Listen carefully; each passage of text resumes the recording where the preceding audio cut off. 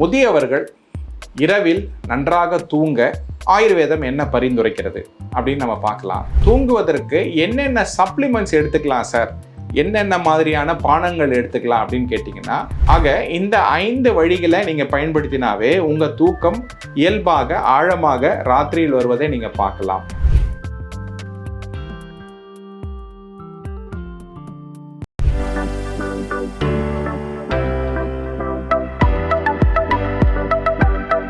பூங்காற்று நேயர்களுக்கு வணக்கம். இன்னைக்கு முதியவர்கள் இரவில் நன்றாக தூங்க ஆயுர்வேதம் என்ன பரிந்துரைக்கிறது அப்படின்னு நம்ம பார்க்கலாம். பொதுவாகவே முதியவர்களுக்குனாவே ஒரு பெரும் பிரச்சனையாக இருக்கிறது இந்த தூக்கம்தான். இந்த தூக்கம் பகலில் சில பேர் தூங்கிடுறதுனால ராத்திரி சரியாக தூங்குறதில்ல, சில பேர் பகல்லையும் தூக்கம் வரல ராத்திரியும் தூக்கம் வரலன்னு சொல்லி நிறைய தூக்க மாத்திரைகளை பயன்படுத்திட்டு இருக்காங்க.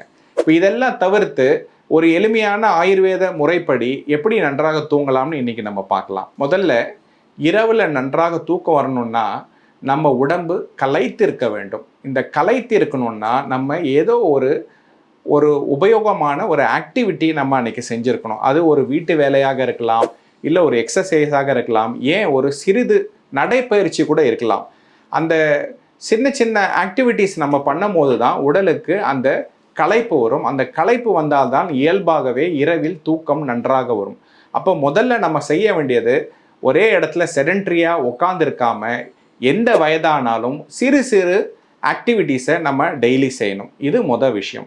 ரெண்டாவது, இரவில் உணவு நம்ம எப்படி அமைத்திக்கிறோமோ அதை பொறுத்து தான் இரவு தூக்கம் ஆழமாக வரும். அப்போது இரவு நம்ம எவ்வளோ லைட்டாக சாப்பிட்றோமோ அவ்வளோ ஸ்ட்ராங்காக அவ்வளோ டீப்பாக நம்மளுடைய ஸ்லீப் இருக்கிறத நம்ம பார்க்கலாம்.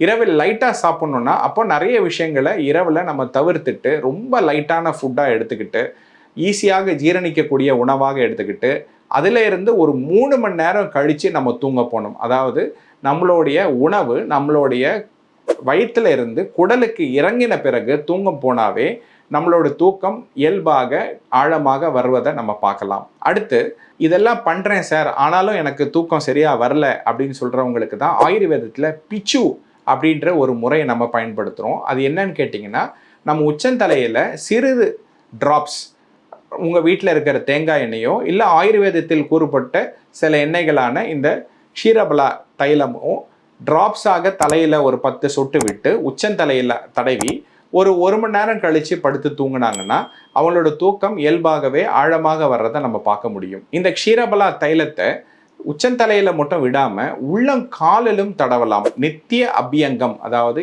இரவில் ராத்திரியில் பாத அபியங்கம் டெய்லியே பண்ணிட்டு தூங்கலாம்னு ஆயுர்வேதம் சொல்கிறது.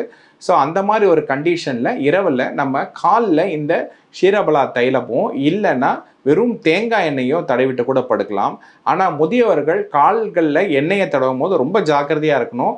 ஏன்னா கொஞ்ச நேரத்தில் அவங்க எழுந்து யூரின் போகிறதுக்கு ஒரு வாய்ப்பாக எழுந்திருக்கும் போது வழுக்கி விட வாய்ப்பு இருக்குது. அதனால் அவங்க இந்த கை கால்களில் எண்ணெயை தடவுறதை தவிர்த்துட்டு உச்சந்தலையில் மட்டும் எண்ணெயை தடவிட்டு வந்தாலே அவங்களோட தூக்கம் இயல்பாக இருக்கிறத நம்ம பார்க்கலாம். அடுத்து, இரவில் தூங்குவதற்கு என்னென்ன சப்ளிமெண்ட்ஸ் எடுத்துக்கலாம் சார், என்னென்ன மாதிரியான பானங்கள் எடுத்துக்கலாம் அப்படின்னு கேட்டிங்கன்னா, அங்கே தான் நம்மளுடைய சில மூலிகைகள் ரொம்ப பிரபலமாக பயன்படுத்தப்படுகிறது.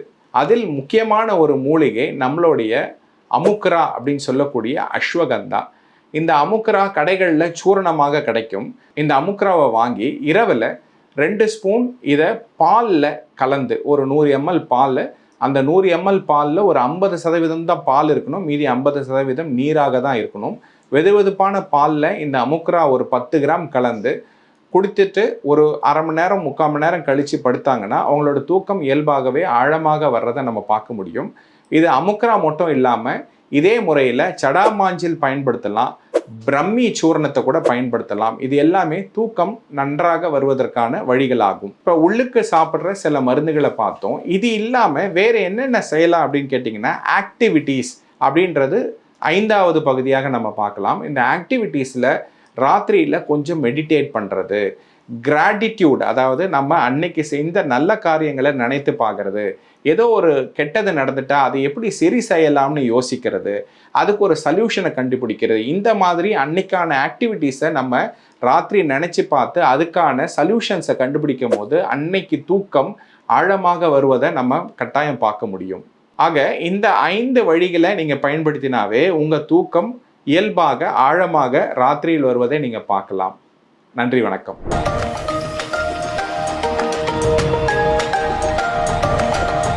எங்களோட வீடியோக்களை பார்க்கறதுக்கு பூங்காற்று சேனலை சப்ஸ்கிரைப் பண்ணுங்கள் அண்ட் ஃபாலோ பண்ணிடுங்க.